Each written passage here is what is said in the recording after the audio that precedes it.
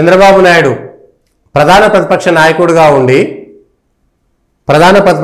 ఉండి దిగి నడిచిపోతుంటే అక్కడ ఎవ్వరూ లేకపోయినా సరే తనే నమస్తే నమస్తే నమస్తే అనుకుంటా ఇట్లా వెళ్ళిపోయినటువంటి సందర్భాలను చూసినటువంటి జర్నలిస్టులు చూశారు.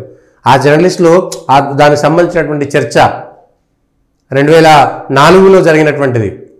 వాళ్ళు 10 ఏళ్ల పాటు ముఖ్యమంత్రిగా చూసినటువంటి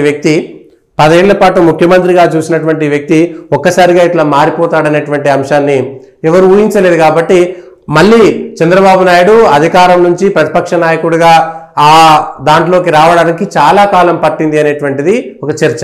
సేమ్ అట్లనే వీళ్ళు కూడా అధికారంలో ఉన్న తర్వాత అధికారానికి సంబంధించినటువంటి అధికార దర్పం కోల్పోయి తిరిగి మళ్ళా ప్రతిపక్ష హోదాలోకి ప్రతిపక్ష నాయకుల మనస్తత్వంలోకి రావాలంటే చాలా ఇబ్బంది అవుతుంది అనేటువంటి దానికైతే ఇప్పుడు ఇక తప్పనిసరి పరిస్థితుల్లో ఆ తర్వాత ఏదో చిన్న చిన్న నిరసనలు చేసినా కూడా అసెంబ్లీలకు సంబంధించినటువంటి అంశంలో మాత్రం ఎక్కడా చేయలేదు.